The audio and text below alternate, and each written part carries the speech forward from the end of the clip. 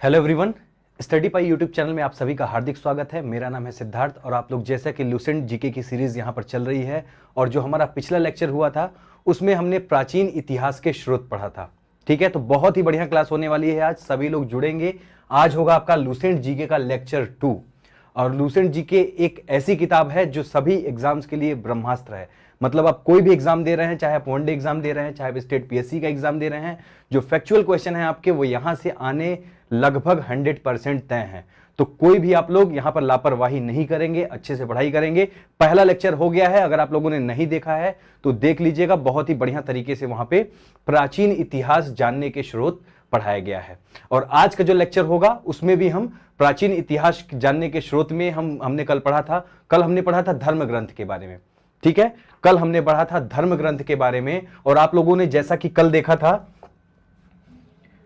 वेद के बारे में। ठीक है, वेद कितने हैं आपके?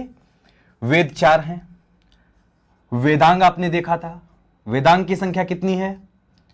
6 है। पुराण देखा था आपने, पुराण की संख्या कितनी है? पुराण की संख्या 18 है। और लास्ट में आपने देखा था उपनिषद। उपनिषद की संख्या कितनी है? उपनिषद की संख्या 108 है, 108। तो इतनी चीजें हम लोगों ने कल देखी थी और इसके बाद हमने लास्ट में अरण्यक भी पढ़ा था और ये सारी चीजें हमारी कंप्लीट हो गई थी। यानी जितने भी हमारे धार्मिक ग्रंथ थे, धर्म ग्रंथ थे, उनको हम लोगों ने कंप्लीट कर लिया था। आज के लेक्चर में हम पढ़ने वाले हैं ऐतिहासिक ग्रंथों के बारे में। ठीक है, आज हम पढ़ने वाले हैं ऐतिहासिक ग्रंथों के बारे में। प्राचीन इतिहास जानने के जो स्रोत हैं उसी कड़ी में हमने कल धर्म ग्रंथ के बारे में पढ़ा था और आज का हमारा टॉपिक होगा ऐतिहासिक ग्रंथ। धर्म ग्रंथ में हमने वेद, वेदांग, पुराण, उपनिषद और अरण्यक को बहुत ही बढ़िया तरीके से, बहुत अच्छे तरीके से एक एक पॉइंट के साथ और यहां तक कि लूसेंट के अलावा भी बहुत सारे फैक्ट जैसे कि एनसीईआरटी बुक से सम्मिलित किए गए थे जो कि परीक्षा की दृष्टि से बहुत ज्यादा इंपॉर्टेंट है। तो आगे बढ़ेंगे, आगे बढ़ेंगे। वेद हमने पढ़ा, ठीक है, धर्म ग्रंथ में सबसे पहले और उसके बाद लास्ट में हमने पढ़ा था अरण्यक। आज का जो टॉपिक होगा उसमें हम पढ़ेंगे ऐतिहासिक ग्रंथ के बारे में, ऐतिहासिक ग्रंथ के बारे में। तो सबसे पहले जितने भी स्टूडेंट यहां पर देख रहे हैं वीडियो, सभी लोग वीडियो को शेयर कर देंगे और जिन लोगों को आवश्यकता है आपके पहचान में, आपकी फैमिली में, उनको वीडियो शेयर करेंगे।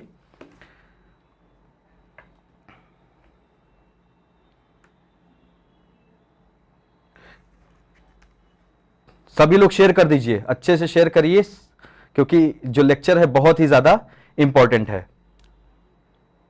Hello Usha Shukla, hello Harshvardhan, hello Manish Singh, आप सभी लोगों का स्वागत है आज की लूसेंट की धमाकेदार क्लास में।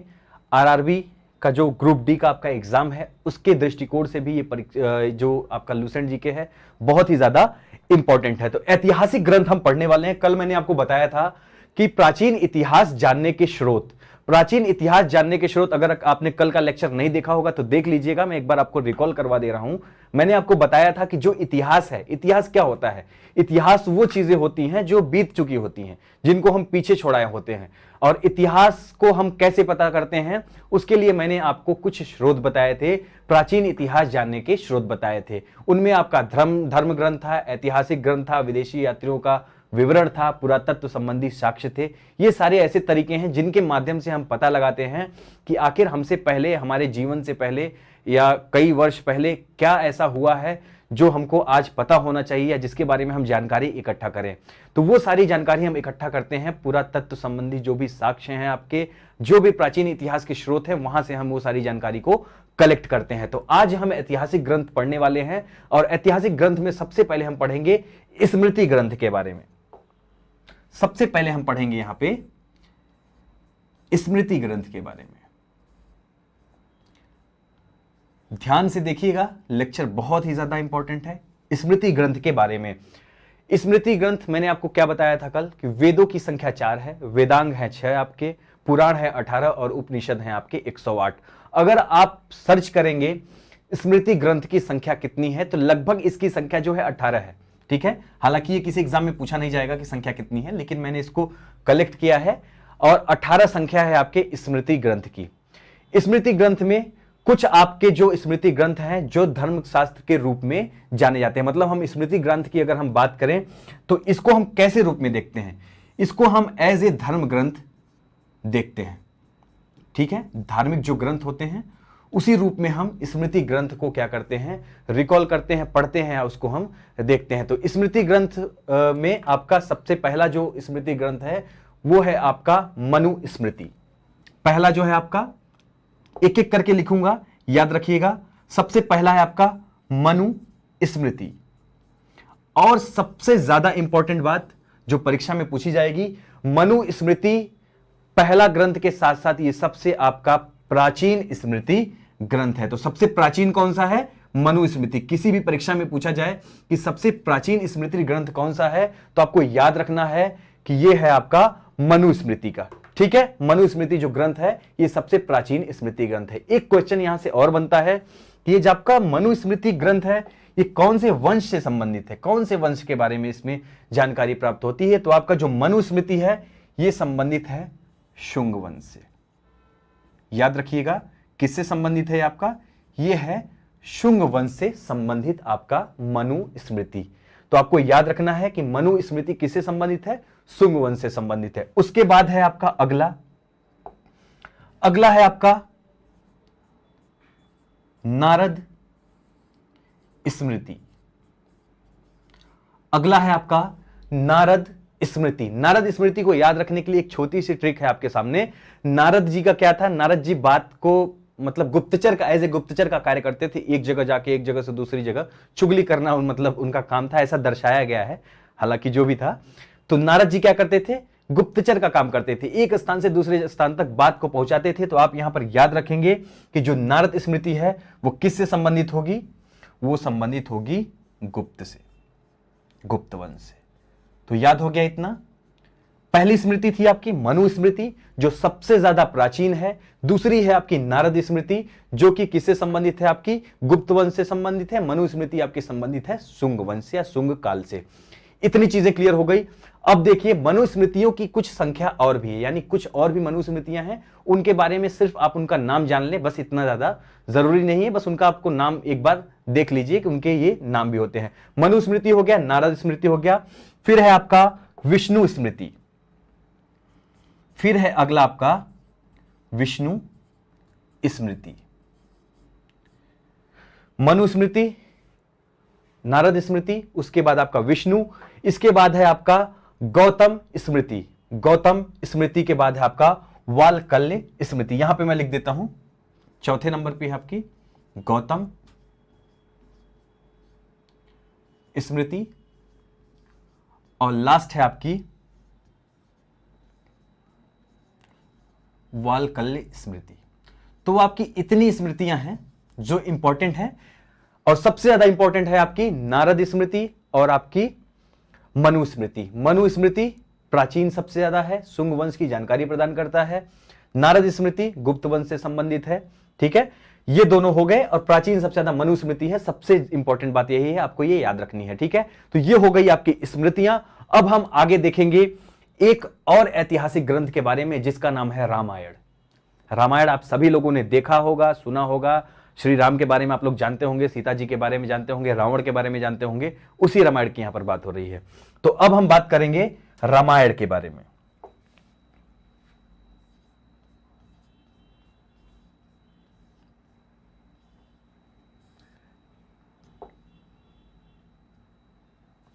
ठीक है, रामायण के बारे में अब हम बात करेंगे। सभी लोगों को समझ में आ रहा है? अगर समझ में आ रहा हो तो कमेंट करके जरूर बताएं। ठीक है, चलिए,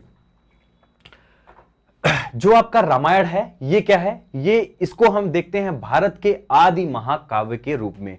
रामायण को कैसे देखते हैं हम, भारत के आदि महाकाव्य के रूप में। एक एक चीज बहुत ज्यादा इंपॉर्टेंट है, एक एक चीज यहां पर बहुत ही ज्यादा इंपॉर्टेंट है। तो यहां पर हम इसको किस रूप में देखते हैं, भारत के आदि काव्य के रूप में देखते हैं। और इसकी जो रचना है वो रचना कब मानी जाती है, रचना मानी जाती है इसकी 550 बीसी, मतलब ईसा पूर्व के 550 वर्ष जन्म से पहले।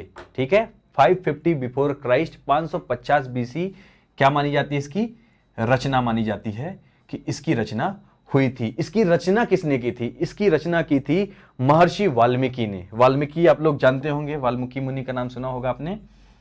तो महर्षि वाल्मीकि ने इसकी क्या की थी? रचना की थी। महर्षि वाल्मीकि इसके रचयिता थे, उन्होंने रामायण की रचना की थी। याद हो गया? अब देखिए, जो आपका ये रामायण होता है, रामायण में आपके 7 यहां पर कांड होते हैं। 7 कांड कौन कौन से हैं? आप समझेंगे कि रामायण को 7 पार्टों में डिवाइड किया गया है, 7 पार्ट में, 7 कांड में। और इन 7 कांडों में रामायण को डिवाइड करके पढ़ा जाता है या डिवाइड किया गया है। आप लोगों ने एक कांड का नाम तो निश्चित रूप से सुना होगा, जिसका नाम है सुंदरकांड। सुंदरकांड आप लोगों ने जरूर सुना है, सुंदरकांड हम पढ़ते हैं। उसी प्रकार 7 टोटल कांड आपके रामायण में पाए जाते हैं। अगर क्वेश्चन आए कि रामायण में कुल कितने कांड हैं, तो आपको याद रखना है कि रामायण में 7 कांड हैं। कौन कौन से कांड हैं, एक बार चर्चा कर लेते हैं।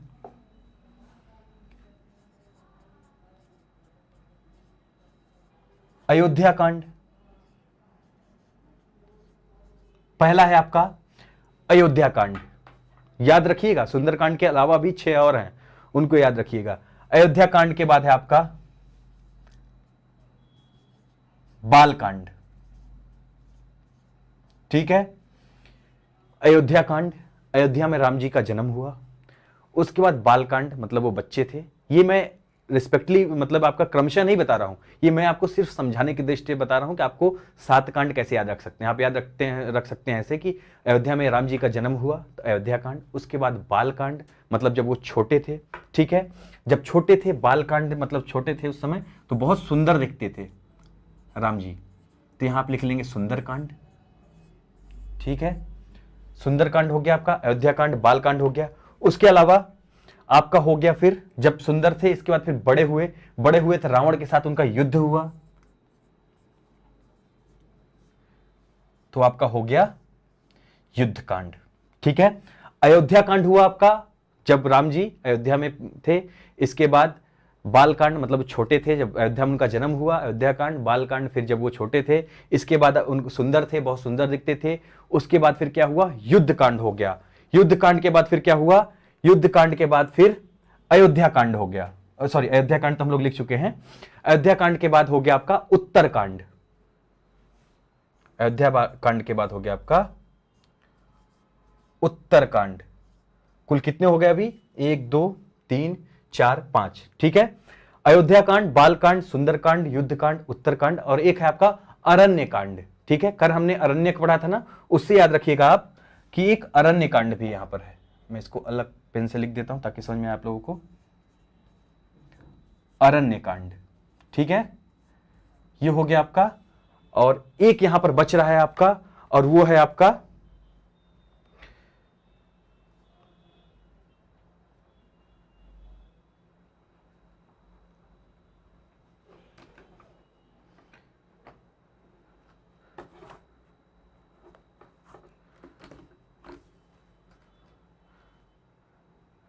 चलिए अभी यहां पे याद कर लीजिए, 7 कांड है आपके। 7 कांडों में मैंने आपको 6 कांड बता दिए हैं, और ये 6 कांड आपके ज्यादा इंपॉर्टेंट है, इनको बस याद रखिएगा। 7वां कांड अगर मुझे कहीं मिलेगा तो मैं आपको बता दूंगा, अभी मेरे पास सिर्फ 6 कांड की जानकारी है। ठीक है, तो बस ये याद रखिएगा कि रामायण में आपके 7 कांड होते हैं। ठीक है, चलिए अब रामायण का अनुवाद की अगर हम बात करें, रामायण का अनुवाद हुआ था आपके। रामायण का अनुवाद किसने किया था? रामायण का अनुवाद तमिल में किया था कवि कंबन ने। तमिल भाषा में भी रामायण का अनुवाद किया गया था, और तमिल भाषा में किसने किया था? कवि कंबन ने। बहुत ज्यादा इंपॉर्टेंट है, सीधे प्रश्न यहां से पूछ लिया जाता है कि तमिल भाषा में रामायण की रचना किसने की थी और तमिल भाषा में अनुवाद किसने किया था। तो आपको याद रखना है कि तमिल भाषा में अनुवाद किसने किया था? कवि कंबन ने किया था। किसके काल में? चोल शासक थे एक, उनका नाम था कुलोतुंग। चोल शासक थे,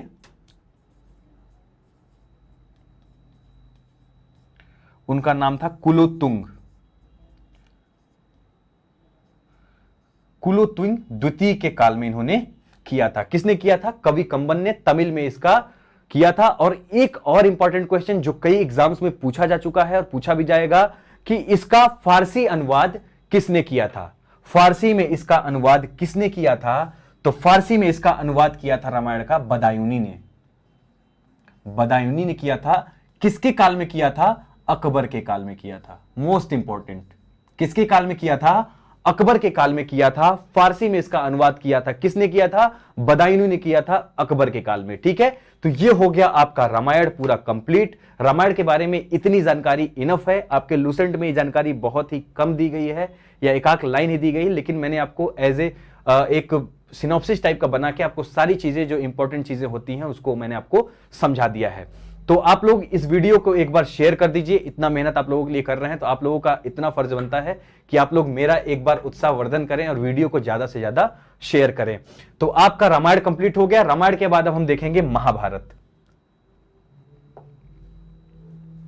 रामायण के बाद हम देखेंगे महाभारत।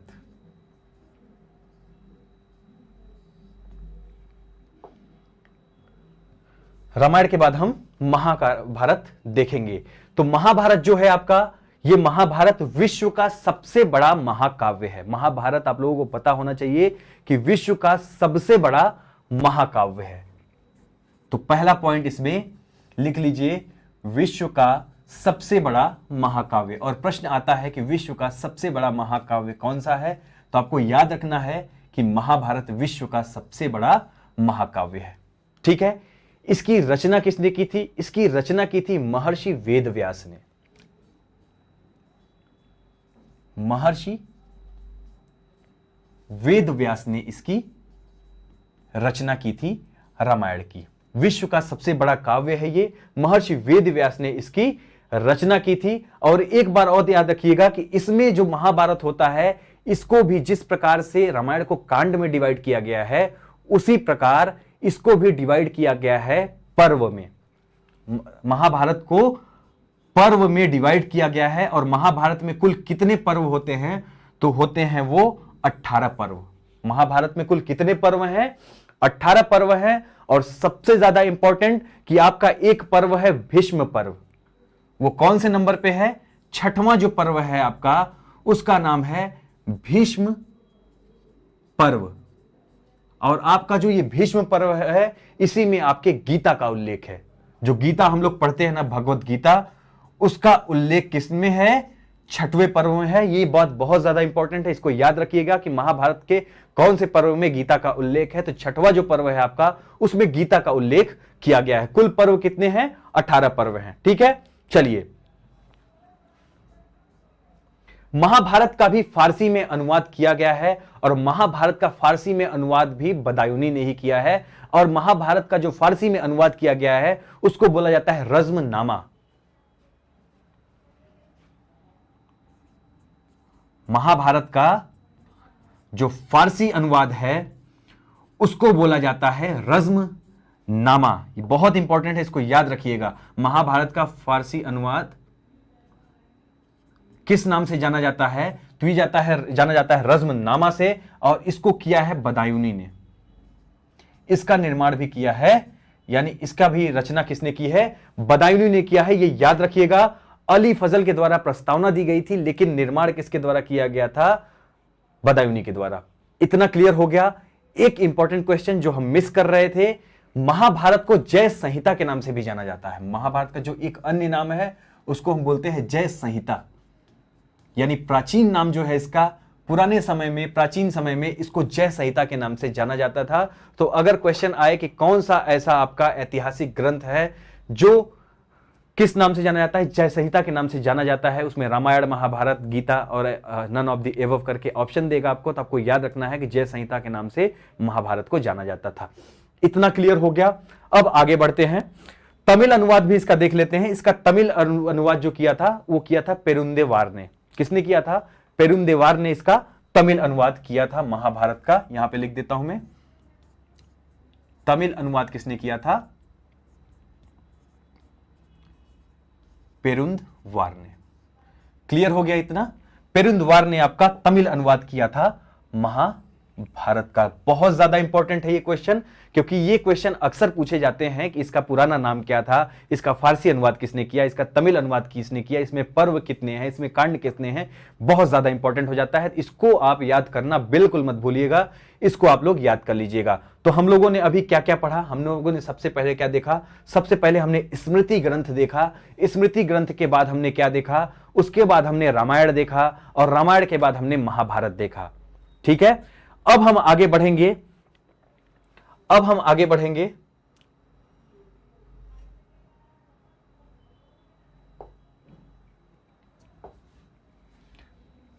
अब हम बात करेंगे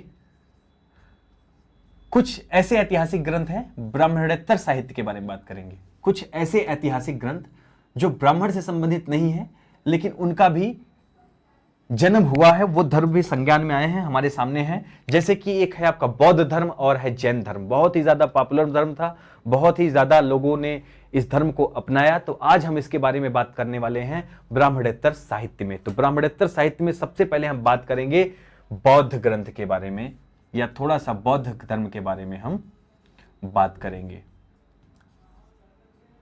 जितने भी साथी वीडियो देख रहे हैं, वीडियो को लाइक कर देंगे। बहुत ही ज्यादा इंपॉर्टेंट चीज अभी हम पढ़ने जा रहे हैं। ठीक है, चैन बहुत अच्छी है आपकी, क्या क्या देख ले रहे हो, चैन भी देख ले रहे हो, अच्छे से पढ़ाई करो, चैन मत देखो। चलिए, बौद्ध ग्रंथ में हम देखेंगे कि जो महात्मा बुद्ध थे, बौद्ध धर्म के संस्थापक, आपको पता है कि महात्मा बुद्ध ही थे। बौद्ध धर्म के जो उपदेश थे उनको 3 भागों में संकलित किया गया है। जो बौद्ध जी थे, गौतम बुद्ध जी थे, उनके जो उपदेश थे उनको 3 भागों में संकलित किया गया है। बौद्ध धर्म के उपदेश को 3 भागों में सम्मिलित किया गया है, 3 भागों में संकलित किया गया है, अलग किया गया है। उन 3 भागों को बोलते हैं त्रिपिटक। त्रिपिटक कौन से धर्म से संबंधित है? बौद्ध धर्म से। बौद्ध धर्म के बुद्ध की जो रचनाएं हैं उसको, या महात्मा बुद्ध के जो उपदेश हैं उनको किस में संकलित किया गया है? त्रिपिटक में सम्मिलित किया गया है। त्रिपिटक किन भागों में? 3 भागों में डिवाइड किया गया है। कौन कौन से, उसके बारे में हम बात कर लेते हैं। सबसे पहला है आपका विनय पिटक।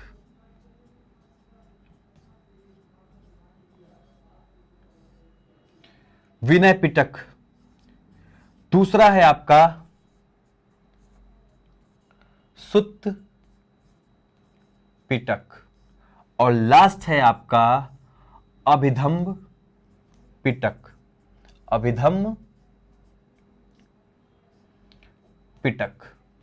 तो याद रखिएगा कि महात्मा जो बुद्ध थे, गौतम बुद्ध थे, उनके उपदेशों को 3 भागों में संकलित किया गया है, जिसे हम किस नाम से जानते हैं? त्रिपिटक के नाम से जानते हैं। और त्रिपिटक कौन कौन से हैं? विनय पिटक, सुत्त पिटक, अभिधम्म पिटक। याद रखिएगा, विनय पिटक, सुत्त पिटक, अभिधम्म पिटक, ये 3 हैं आपके। चलिए, जो पहला है विनय पिटक, इसमें क्या बात की गई है? विनय पिटक में क्या बात की गई है? इसमें जो संघ था, बौद्ध धर्म का जो संघ था, उसके बारे में नियम और शिक्षा संबंधी बातें बताई गई है। ठीक है, संघ संबंधी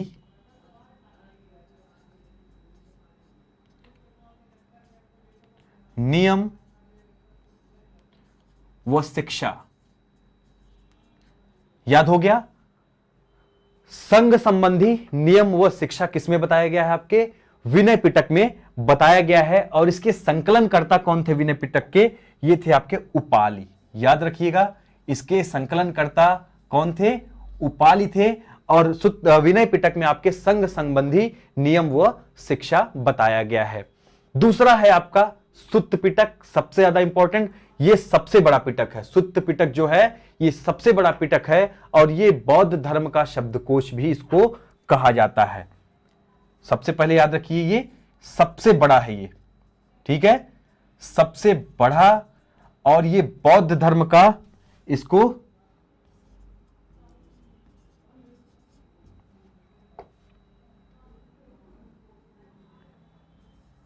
बौद्ध धर्म का इसको शब्दकोश भी कहा जाता है।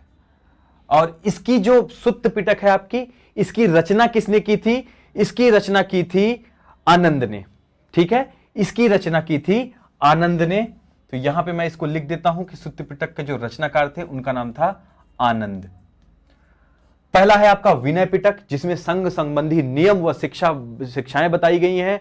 उसका निर्माण किया था उपाली ने, यानी संकलन किया था उपाली ने। दूसरा है आपका सुत्त पिटक, जो सबसे बड़ा है, जो बौद्ध धर्म का शब्दकोश भी इसको कहा जाता है। और ये जो है आपका, इसमें इसका जो निर्माण किया था, संकलनकर्ता जो थे इसके, उनका नाम था आनंद। ठीक है। लास्ट है आपका अभिधम्म पिटक, जिसमें बुद्ध के दार्शनिक सिद्धांत बताए गए हैं। गौतम बुद्ध के दार्शनिक सिद्धांत किसमें बताए गए हैं? ये बताए गए हैं अभिधम्म पिटक में। ठीक है। गौतम बुद्ध के दार्शनिक सिद्धांत बताए गए हैं अभिधम्म पिटक में, और इसके संकलनकर्ता थे मोगलीपुत्र तिस्स। कौन थे? मोगलीपुत्र तिस्स। इसके मोगलीपुत्र तिस्स कौन थे? इसके संकलनकर्ता थे। इतना क्लियर हो गया। बौद्ध साहित्य के बारे में इतनी बातें क्लियर हो गई जो बहुत ही ज्यादा इंपॉर्टेंट थी, इसको मत भूलिएगा। अभी हम और भी सारी चीजें यहां पर हम देखेंगे। ठीक है। एक बार कमेंट ले लेता हूं आपका।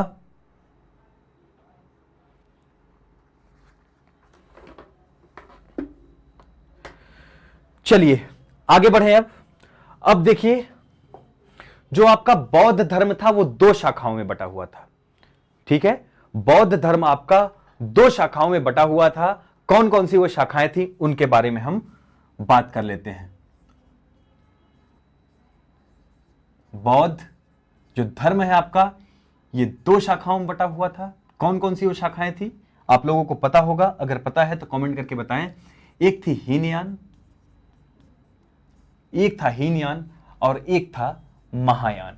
तो याद रखिएगा, बौद्ध धर्म दो शाखाओं में बटा हुआ था, हीनयान और महायान शाखा में बटा हुआ था। और जो हीनयान है, इसका कथा वस्तु इसका प्रमुख ग्रंथ है। इसको बताने का मेन उद्देश्य यही था कि आप लोग याद रखेंगे, इसमें जो कथा वस्तु नामक एक ग्रंथ है, एक किताब है, ये इसका प्रमुख ग्रंथ है हीनयान का।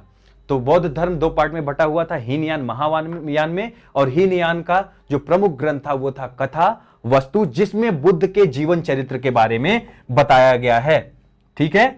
इसमें क्योंकि बौद्ध धर्म से था तो बुद्ध के बारे में ही बताया गया, तो बुद्ध के जीवन चरित्र के बारे में कथा वस्तु में बताया गया है। बहुत ज्यादा इंपॉर्टेंट है, एक एक चीज यहां पर जो बताई जा रही है बहुत ज्यादा इंपॉर्टेंट है। अच्छे से उसको याद कर लीजिए, नोट्स बना लीजिए। इसका पीडीएफ भी आपको हमारे एप्लीकेशन स्टडी पाई पर मिल जाएगा, वहां से आप डाउनलोड कर लीजिएगा।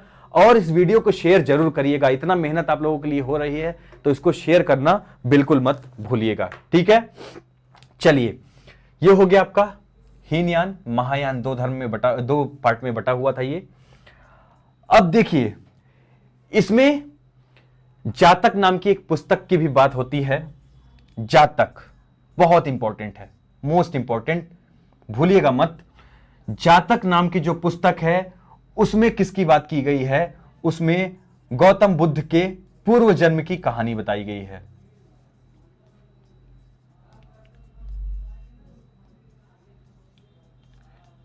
गौतम बुद्ध के पूर्व जन्म की कहानी कहां बताई गई है? जातक में बताई गई है। जातक और आगम में कंफ्यूज नहीं होंगे आप लोग। ठीक है। ज से जातक है तो ज से ज मतलब जैन धर्म से रिलेट नहीं करेगा, याद रखिएगा। जातक हमेशा बौद्ध धर्म से रिलेट करेगा। ज से जातक, ज से जैन, दोनों को एक साथ रिलेट नहीं करेंगे। आगम जो है वो जैन धर्म से संबंधित है, जातक जो है वो बुद्ध धर्म से संबंधित है, जिसमें ये बुद्ध के पूर्व जन्म की कहानी बताता है। ठीक है। तो जातक आप लोग याद कर लीजिएगा। अब हम आगे बढ़ेंगे जैन धर्म की तरफ। आगे हम बढ़ेंगे जैन धर्म की तरफ। बुद्ध धर्म हम लोगों ने कर लिया कंप्लीट। बुद्ध धर्म हम लोगों ने कर लिया कंप्लीट। अब हम बढ़ेंगे जैन धर्म की तरफ, और यहां से जो ऐतिहासिक ग्रंथ सामने निकल के आते हैं उनको हम देखेंगे कि कौन कौन से ऐतिहासिक ग्रंथ ऐसे हैं जो आपके जैन धर्म में यूज किए जाएंगे। ठीक है। आगे बढ़ते हैं। देखिए, अब यहां पर आगम की बात कर लेते हैं। जो जैन साहित्य होता है, जैन साहित्य को आगम के नाम से जाना जाता है। जैन साहित्य को आगम के नाम से जाना जाता है। तो आप लोग याद रख लीजिएगा कि आगम जो है वो किससे संबंधित है? वो जैन से संबंधित है। तो जो जैन साहित्य होता है वो आगम के नाम से जाना जाता है। जैन साहित्य को हम आगम के नाम से जानते हैं। उसी तरह आपका जातक जो था उसमें बुद्ध के पूर्व जन्म की कहानी वर्णित है। तो जातक किससे संबंधित है? बुद्ध धर्म से। और आगम किससे संबंधित है? जैन धर्म से। तो जैन साहित्य के आगम के नाम से जाना जाता है। इतनी बात आप लोग याद कर लीजिएगा। जैन जो धर्म है आपका, इसको भी 2 पार्ट्स में डिवाइड किया गया है। ठीक है, इसको भी 2 पार्ट्स में डिवाइड किया गया है। एक आपका पार्ट है श्वेतांबर और दूसरा है दिगंबर। एक पार्ट है आपका श्वेतांबर और दूसरा है आपका दिगंबर।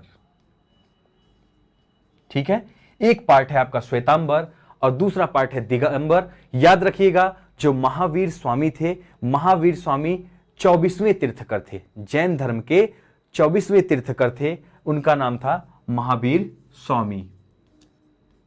24वें तीर्थकर कौन थे? महावीर स्वामी थे। और एक चीज और याद रखिएगा, 24वें के साथ साथ ही महावीर स्वामी अंतिम तीर्थकर भी थे। ठीक है, 24वें तीर्थकर होने के साथ साथ ही महावीर स्वामी अंतिम तीर्थकर भी थे, यानी अंत यहीं से हो गया था। अंतिम तीर्थकर कौन थे? महावीर स्वामी थे। ठीक है, चलिए अब देखिए, इसमें जो 2 ऐतिहासिक ग्रंथों की बात की गई है, एक है आपका कल्पसूत्र और दूसरा है आपका भगवती सूत्र। क्या क्या है आपके? एक है कल्पसूत्र और दूसरा है आपका भगवती सूत्र। तो याद रखिएगा, आपका जो जैन धर्म है उसमें 2 ऐतिहासिक ग्रंथ हैं आपके, एक है कल्पसूत्र और है भगवती सूत्र। कल्पसूत्र जो है उसकी जो रचना है किसने की थी? भद्रबाहु ने की थी। कल्पसूत्र की रचना किसने की थी? भद्रबाहु ने। बहुत ज्यादा इंपॉर्टेंट है, इसको आप लोग याद रखिएगा कि कल्पसूत्र जो है उसकी रचना भद्रबाहु ने की थी। और कल्पसूत्र में क्या पता चलता है? कल्पसूत्र में हमको पता चलता है जैन धर्म का इतिहास। जैन धर्म के इतिहास के बारे में जानकारी हमको कहां से मिलती है? हमको इतिहास के बारे में जानकारी मिलती है यहां से, कल्पसूत्र से। ठीक है, इतिहास की जानकारी कहां से मिलती है हमको? ये मिलती है हमको कल्पसूत्र से। ठीक है, और दूसरा है आपका भगवती सूत्र। ठीक है, इसमें भगवान महावीर स्वामी के बारे में, ये जैन धर्म से संबंधित है और इसमें भगवान महावीर स्वामी के बारे में जानकारी दी गई है। ठीक है, इसको याद रखिएगा, महावीर स्वामी के बारे में जानकारी, महावीर स्वामी के बारे में इसमें जानकारी दी गई होगी। ठीक है, तो इतना आप लोगों का आशा करता हूं कि बौद्ध धर्म भी आपका क्लियर हो गया, जैन धर्म भी क्लियर हो गया, रामायण महाभारत भी क्लियर हो गया, और इसके पहले जो हम लोगों ने पढ़ा था उसको भी हम लोगों ने क्लियर कर लिया। मतलब जितनी भी चीजें हमने पढ़ी थी यहां पर, उसको हमने यहां पर क्लियर कर लिया है। और अब आगे की चीजें हम यहां पर देखेंगे। आप लोग वीडियो देख रहे हैं कि नहीं देख रहे हैं? आप लोग वीडियो देख रहे हैं कि नहीं? अगर आपको समझ में आ रहा है तो कमेंट करके जरूर बताएंगे। ये जो जितनी भी चीजें पढ़ाई गई हैं इसकी पीडीएफ आपको हमारे एप्लीकेशन स्टडी पाई पर मिल जाएगी, जिसका लिंक आपको डिस्क्रिप्शन में मिल जाएगा। कुछ भी समझ में ना आए उसको बताइए, बहुत ही ज्यादा इंपॉर्टेंट क्लास चल रही है। ये मत सोचिएगा लूसेंट को आप हल्के में मत लीजिएगा, यहां पर लूसेंट तो है ही, लूसेंट को यहां पे शामिल किया गया है, लेकिन उसके साथ साथ जो मोस्ट इंपॉर्टेंट बुक्स हैं जैसे आपकी एनसीईआरटी और भी अन्य सोर्स जो हैं उनको यहां पर शामिल किया गया है, और उनके इनपुट्स को उठाकर यहां पर हमने शामिल किया है, ताकि आपके एग्जाम में जो भी क्वेश्चन आए आप लोग आसानी से सॉल्व कर लें। कहीं से भी गलत ना हो आपके कि आपने सिर्फ लूसेंट पढ़ा है आपके क्वेश्चन गलत हो जाए, ऐसा नहीं होगा। यहाँ पे बहुत सारी चीजों को मैंने अलग से लिया है, जबकि हम लोग ये जैन धर्म बौद्ध धर्म आगे पढ़ेंगे, लूसेंट में ही आगे हम पढ़ेंगे, लेकिन मैं आप लोगों को यहाँ पे क्यों बता रहा हूँ, शॉर्ट फॉर्म में ही सिनॉप्सिस बना के इसलिए बता रहा हूं क्योंकि ये आप लोगों के लिए इंपॉर्टेंट साबित होगा। अभी आप लोग पढ़ेंगे तो आपका दिमाग जो है रिकॉल उसको करता रहेगा। तो कमेंट करते रहिएगा, अगर समझ में आ रहा है तो कमेंट आप लोग करते रहिएगा। ठीक है, चलिए इतना हो गया, इतना हो गया। अब हम पढ़ेंगे लौकिक साहित्य के बारे में, मतलब ऐतिहासिक ग्रंथ में जो लौकिक साहित्य हैं उनके बारे में हम देखेंगे। कुछ ऐसे ऐतिहासिक ग्रंथ हैं जो अनेक अलग अलग लोगों के द्वारा लिखे गए हैं, ठीक है, बहुत ज्यादा प्रचलित हैं, उनको हम यहां पर देखेंगे। ठीक है, तो सबसे पहले हम बात करेंगे अर्थशास्त्र की। पहले हम बात करेंगे अर्थशास्त्र के बारे में।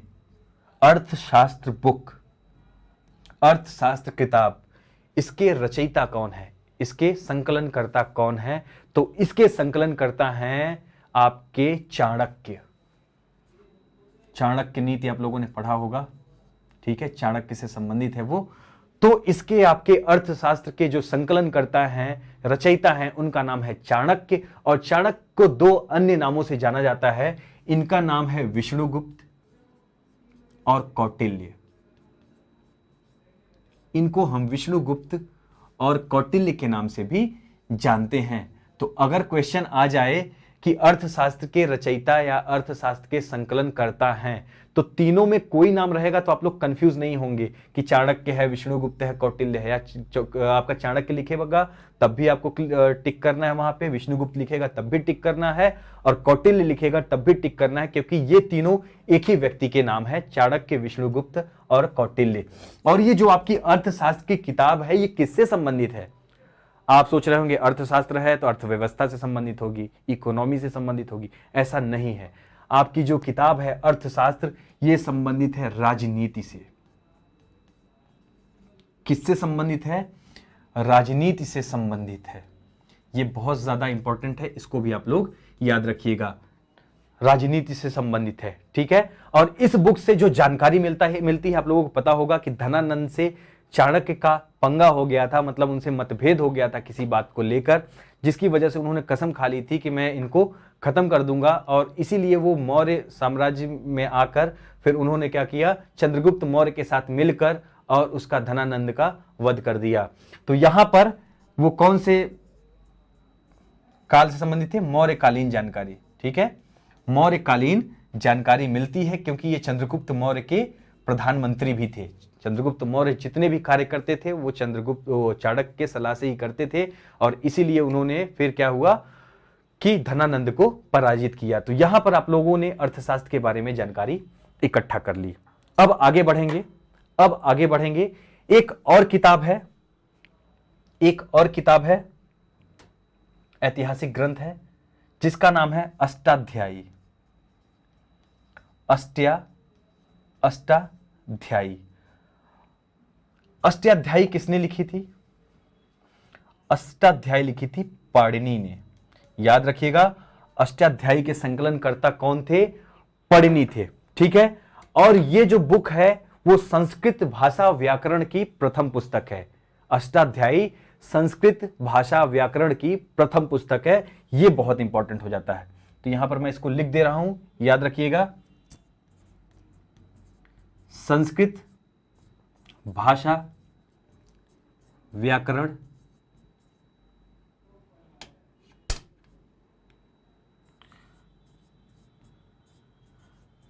की प्रथम पुस्तक, ठीक है। तो संस्कृत भाषा व्याकरण की जो प्रथम पुस्तक थी उसका नाम था अष्टाध्यायी, और उसके रचनाकार कौन थे, उसके रचयिता कौन थे? उनका नाम था पाणिनि। और ये जो आपकी किताब थी अष्टाध्यायी, इसमें किसके बारे में जानकारी मिलती है, मतलब कौन से काल के बारे में जानकारी मिलती है? क्योंकि जितने भी लेखक थे, जितने भी इतिहासकार थे, उनको किसी न किसी राजा से संरक्षण मिलता था। ज्यादातर आप देखेंगे इतिहास में किसी न किसी राजा से संरक्षण मिलता था, और वो उनको प्रमोट करता था कि नहीं, आप हमारे समाज की, हमारे देश की संस्कृति, यहाँ की शिक्षा, यहाँ की जो सामाजिक व्यवस्था है, उसके बारे में आप कुछ न कुछ लिखो। तो यहाँ पर क्या करते थे, कई सारे इतिहासकार जो थे वहां पे अलग अलग तरीके से क्या करते थे, उसको किताब को लिखते थे। कोई चाटुकार होते थे जो उस राजा के बारे में ही पूरा लिख देते थे, और कोई होते थे जो बहुत ही बढ़िया तरीके से क्या करते थे, उसको संकलन करते थे, उसका बहुत ही अच्छे तरीके से लिखते थे। तो यहां पर अष्टाध्यायी जो है वो पाणिनि ने इसका संकलन किया था, और इसमें मौर्य युगीन काल के पहले की और मौर्य युगीन काल के बाद की भी जानकारी मिलती है। मतलब मौर्य काल के पहले की भी जानकारी मिलती है, याद रखिएगा, मौर्य काल के पहले की भी जानकारी मिलती है, और फिर मौर्य काल के समय की भी जानकारी यहां पर मिलती है। तो दो जानकारी यहां पर ये देते हैं हमको, मौर्य काल के पहले की और मौर्य काल के समय की। इतना क्लियर हो गया। अब आगे पढ़ेंगे हम लोग, बढ़ेंगे। अब हम देखेंगे महाभाष्य। महाभाष्य नामक जो पुस्तक थी उसके बारे में हम देखेंगे। महाभाष्य किसने लिखा था, इसके रचनाकार कौन थे? पतंजलि, बाबा रामदेव नहीं, पतंजलि, उनका नाम था पतंजलि। और पतंजलि के द्वारा ही क्या किया गया था, महाभाष्य नामक पुस्तक लिखी गई थी। याद रखिएगा कि जो बाबा रामदेव हैं अभी पतंजलि के नाम से चलाते हैं सारी चीजों को, वो पतंजलि इन्होंने कॉपी किया है। रियल पतंजलि ये है आपके सामने, ठीक है, रियल पतंजलि ये हैं जिन्होंने महाभाष्य की रचना की थी, ठीक है। और ये क्या थे, ये पुष्यमित्र शुंग के दरबारी थे। पुष्यमित्र शुंग वंश का जो शासक था पुष्यमित्र शुंग, उसके क्या थे, ये दरबारी थे। याद रखिएगा, पुष्यमित्र शुंग के दरबारी। पहले के जो राजा महाराजा होते थे ना, वो अपना बढ़िया दरबारी रखते थे, उनसे बात करते थे, गप्पे हाँकते थे उनके साथ, ठीक है। और भी बहुत सारे अच्छे, ये सब तो विद्वान लोग थे पतंजलि लोग, तो इनके साथ अच्छे अच्छे विचार शेयर करते थे, एक दूसरे से बात करते थे। अब तो फ़ोन का ज़माना आ गया है, कोई किसी से बात नहीं करता, अगर मिलते भी हैं तो फ़ोन लेके इधर उधर बैठे रहते हैं, कोई किसी से बात नहीं करता, 2-4-5 मिनट बात करके फिर फ़ोन लेके सब बैठ जाते हैं। पहले ऐसा नहीं था, पहले लोग मिलते थे, एक दूसरे से बात करते थे, दरबार करते थे, तो उस समय की बात है। तो पतंजलि जिन्होंने महाभाष्य को लिखा था पुस्तक को, वो पुष्यमित्र शुंग के दरबारी थे। और ऑब्वियस सी बात है, जब पुष्यमित्र शुंग के दरबारी थे तो इनसे किसकी जानकारी मिलती है, इनसे शुंग काल के बारे में जानकारी मिलती है। शुंग काल के बारे में यहां पर जानकारी आपको मिलेगी। क्लियर हो गया, क्लियर हो गया, महाभाष्य भी आपका क्लियर हो गया। अगर क्लियर हो गया हो तो बता दीजिए कमेंट करके, कमेंट करके बता दीजिए। आगे बढ़े, अगली किताब है आपकी अश्वघोष।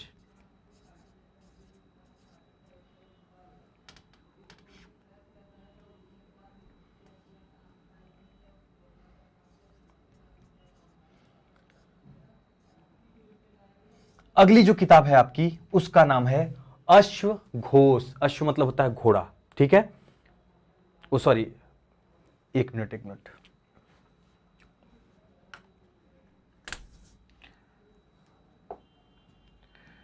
बुद्ध चरित। अगली जो किताब है आपकी बुद्ध चरित है। और बुद्ध चरित के रचनाकार कौन थे, बुद्ध चरित के रचनाकार थे अश्वघोष। अश्वघोष कौन थे, अश्वघोष कौन थे, ये कनिष्क के दरबारी थे, राजा थे कनिष्क, उनके क्या थे, दरबारी थे। और याद रखिएगा ये बुद्ध चरित है, तो इसमें किसके बारे में जानकारी मिलेगी, सिंपल सी बात है, बुद्ध चरित इसका नाम ही है, तो इसमें जानकारी आपको मिलेगी गौतम बुद्ध के बारे में, ठीक है। गौतम बुद्ध के बारे में यहां पर आपको जानकारी बुद्ध चरित से मिलेगी। क्लियर हो गया। इसके रचयिता कौन थे, अश्वघोष थे, कनिष्क के जो दरबारी थे। और इससे किसकी जानकारी मिलती है, इससे गौतम बुद्ध के चरित्र का वर्णन मतलब इसमें किया गया है। गौतम बुद्ध के चरित्र के बारे में किसमें बताया गया है, बुद्ध चरित्र में बताया गया है। यहां लिख दे रहा हूं मैं, गौतम बुद्ध के चरित्र के बारे में। क्लियर हो गया। शेयर नहीं रुकना चाहिए, शेयर करते रहिएगा लगातार, ठीक है। लाइक करते रहिएगा और वीडियो को लगातार देखिए। कहीं पे कुछ प्रॉब्लम आ रही है, कोई चीज समझ में नहीं आ रही है तो कमेंट करके बताएंगे, उसको मैं आपको सही करके दूंगा, ठीक है। समझाऊंगा, मतलब सारी चीजों को आपको समझाऊंगा।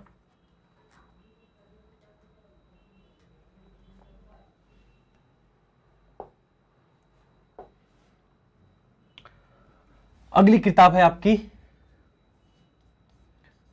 मृच्छकटिकम। अगली है मृच्छकटिकम। और मृच्छकटिकम के जो रचयिता है, रचनाकार हैं, उनका नाम है शूद्रक। क्या नाम है इनका, शूद्रक नाम है इनका। और इससे हमको जानकारी मिलती है मृच्छकटिकम से गुप्त काल के बारे में, ठीक है। गुप्तकालीन भारत के बारे में हमको यहां पर जानकारी मिलती है, गुप्तकालीन भारत के बारे में। क्लियर हो गया, गुप्तकालीन भारत के बारे में जानकारी मिलती है। शूद्रक इसके रचयिता थे, ठीक है। अगला है आपका मुद्रा राक्षस। मुद्रा राक्षस किताब बहुत ज्यादा फेमस है। मुद्रा राक्षस ये किसने लिखी थी, ये लिखी थी विशाख दत्त ने। किसने लिखी थी, विशाख दत्त ने लिखी थी मुद्रा राक्षस, जो बहुत ज्यादा फेमस है, ठीक है। विशाख दत्त ने लिखी थी। इसमें किसके बारे में जानकारी मिलती है, इसमें नंद राजाओं के बारे में, नंद वंश जो था उसके राजाओं के बारे में जानकारी मिलती है। उसके अलावा मौर्य वंश के बारे में जानकारी यहां पर मिलती है। तो याद रखेंगे नंद वंश के बारे में जानकारी मिलती है और मौर्य वंश के बारे में यहां पर जानकारी आपको मिलेगी। किसमें? आपको मिलेगी मुद्रा राक्षस में, जो लिखा था विशाख दत्त ने। ये क्लियर हो गया। लौकिक साहित्य की जो आपके इंपॉर्टेंट थे उनको हमने यहां पर देख लिया। कुछ चीजें और बची हैं, उसको भी देख लेते हैं। जैसे आपके कुछ अन्य साहित्य थे वो भी बच गए हैं, उनको एक एक करके हम देख लेते हैं। बहुत ज्यादा इंपॉर्टेंट है वो, ठीक है। और उनको याद रखना इसलिए ज्यादा इंपॉर्टेंट है क्योंकि एग्जाम्स में पूछे जाते हैं, बहुत ही वृहद स्तर पर हर एग्जाम में पूछे जाते हैं, चाहे वनडे एग्जाम हो चाहे कोई और एग्जाम हो। अन्य साहित्य, अन्य साहित्य, सबसे पहले हम बात करेंगे हर्षचरित के बारे में। हर्षचरित, और हर्षचरित किसने लिखा था? बाणभट्ट ने, बाणभट्ट ने।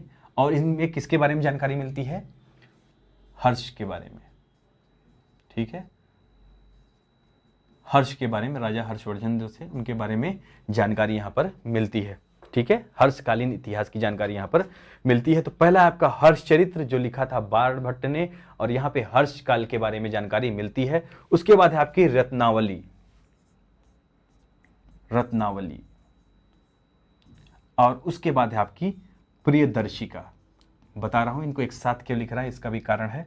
आपकी रत्नावली हो गई, उसके बाद है आपकी प्रियदर्शिका, और फिर है आपका नागानंद, ठीक है। उसके बाद है आपकी नागानंद। अब ये मैंने एक साथ क्यों लिखा? क्योंकि इसके जो रचयिता हैं एक ही व्यक्ति हैं, उनका नाम है हर्षवर्धन, ठीक है। हर्षवर्धन, जिनके बारे में यहां पर बात हो रही है ऊपर, वही इसके रचयिता हैं। किसके? रत्नावली के, प्रियदर्शिका के, और नागानंद के रचयिता कौन है? हर्षवर्धन है। उसके अलावा आपकी है एक पृथ्वीराज रासो। अभी एक मूवी आई थी पृथ्वीराज चौहान की, आई थी ना, आप लोगों ने शायद देखा हो कि नहीं देखा हो। पृथ्वीराज रासो, तो उसमें उनके एक साथी थे, उनके दोस्त भी थे और कवि भी थे, उनका नाम था चंद बरदाई, जिनका रोल किया था सोनू सूद ने, ठीक है। तो चंद बरदाई ने ही आपका ये बुक लिखी थी पृथ्वीराज रासो। चंद बरदाई ने क्या लिखा था? पृथ्वीराज रासो लिखा था। इसको याद रखिएगा कि चंद्र बरदाई ने इसको लिखा था, ठीक है। आगे बढ़ते हैं। अगला है आपका राज तरंगिणी। अगला है आपका राज तरंगिणी, और राज तरंगिणी किसने लिखा था? राज तरंगिणी लिखा था कल्हड़ ने, याद रखिएगा, कल्हड़ ने लिखा था। और राज तरंगिणी से आपको क्या जानकारी मिलती है? राज तरंगिणी से आपको मिलती है कश्मीर के इतिहास के बारे में जानकारी। कश्मीर के इतिहास के बारे में जानकारी कहां से मिलती है आपको? यह मिलती है राज तरंगिणी के बारे से। यह कल्हड़ ने लिखा था। अब सोचिए कि कश्मीर कितने समय से भारत का है? कश्मीर कितने समय से भारत का है? जब यहां पे कश्मीर के बारे में जानकारी, जब हमारे कितने लोग थे, कितने इतिहासकार थे जिन्होंने पहले ही बैठकर उसके बारे में, विद्वानों ने लिखा है। तो कल्हड़ ने राज तरंगिणी में कश्मीर के इतिहास के बारे में पूरी जानकारी बताई हुई है, ठीक है। आगे बढ़ते हैं हम लोग, आगे बढ़ते हैं।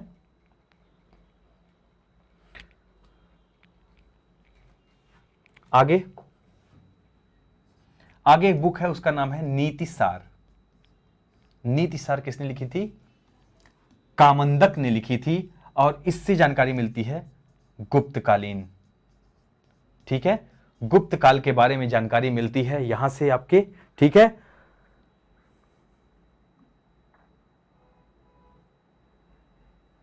चलिए, तो इसी के साथ ही हमारा जो आज का टॉपिक था, एक बार हम रिकॉल कर लेते हैं उसको, एक बार देख लेते हैं हमने क्या क्या पढ़ा। यहां पर हमने सबसे पहले शुरुआत की थी स्मृति ग्रंथ से। स्मृति ग्रंथ हमने अच्छे से पढ़ा। यहाँ पर आपके मनु स्मृति, नारद स्मृति, विष्णु स्मृति वगैरह हम लोगों ने बढ़िया से पढ़ा, ठीक है। उसके बाद हम लोगों ने क्या देखा? उसके बाद हम लोगों ने रामायण के बारे में पढ़ा कि रामायण में कितने कांड होते हैं, इसकी रचना किसने की थी, कब इसकी रचना हुई थी, ये सारी जानकारी देखी। उसके बाद फिर हम लोगों ने महाभारत के बारे में पढ़ा, जिसको जय संहिता के नाम से बोला जाता है। विश्व का सबसे बड़ा काव्य है। महर्षि वेदव्यास ने इसकी रचना की थी। इसमें पर्व 18 होते हैं और 6वें पर्व में इसमें गीता के बारे में उल्लेख किया गया है। उसके बाद हमने पढ़ा बौद्ध ग्रंथ, बौद्ध धर्म हमने देखा, विनय पिटक, सुत्त पिटक, अभिधम्म पिटक। उसके बाद हमने जैन धर्म देखा, जैन धर्म में हमने आगम के बारे में देखा, ठीक है, जातक के बारे में देखा। बौद्ध धर्म में हमने जातक के बारे में देखा और जैन धर्म में हमने आगम के बारे में देखा। हीनयान, महायान इसके जो शाखाएं हैं उसके बारे में पढ़ा। उसके बाद फिर हम लोग जैन धर्म में आए। जैन धर्म में हम लोगों ने श्वेतांबर, दिगंबर इसकी जो शाखाओं के बारे में पढ़ा और इससे संबंधित जो ऐतिहासिक ग्रंथ थे उनको भी देखा। उसके बाद फिर हम लोग आगे बढ़े। उसके बाद हम लोगों ने अर्थशास्त्र यानी कौटिल्य के, चाणक्य के बारे में देखा, पतंजलि पढ़ा हमने, बुद्ध चरित्र पढ़ा। ऐसे कर करके हमने और भी बहुत सारी चीजें, बहुत सारे ऑथर्स के बारे में पढ़ा जो कि एग्जाम के दृष्टिकोण से बहुत ही ज्यादा इंपॉर्टेंट है और यहां से क्वेश्चन पूछे जाते हैं। इसकी पीडीएफ आपको हमारे एप्लीकेशन पर मिल जाएगी, तो उसको डाउनलोड कर लीजिएगा। और जो भी चीज न समझ में आए तो वीडियो में कमेंट करिएगा, वहां पर आपको पूरी जानकारी दी जाएगी। और ये वीडियो में बहुत अच्छे तरीके से पढ़ाया गया है। इसके पहले भी लेक्चर 1 आ चुका है, उसको भी आप लोग देख लीजिएगा। तो ये सारा जो हम पढ़ रहे हैं अभी प्राचीन इतिहास का स्रोत, उसको समझने में आपको आसानी होगी, क्योंकि हम सारी चीजें रिस्पेक्टिवली पढ़ रहे हैं, क्रम से पढ़ रहे हैं। पहले हम लोगों ने धर्म ग्रंथ के बारे में पढ़ा था, अब हम लोगों ने ऐतिहासिक ग्रंथ के बारे में अब हम पढ़ रहे हैं। उसके बाद हम लोग आगे फिर पुरातत्व संबंधी साक्ष्य और विदेशी यात्रियों के विवरण को भी पढ़ेंगे। और इस तरह हम लोग अपने प्राचीन इतिहास जानने के स्रोत जितने भी हैं उनको एक एक करके क्रम से कंप्लीट करेंगे। और मैं आशा करता हूं और पूरे विश्वास के साथ कह सकता हूं कि आप लोगों को एक एक चीज पॉइंट टू पॉइंट समझ में आएगी। और अगर कोई भी दिक्कत होती है तो कमेंट बॉक्स में कमेंट करना मत भूलिएगा। अच्छे से पढ़ते रहिए, स्वस्थ रहिए। मिलेंगे नेक्स्ट लेक्चर में। Thank you very much.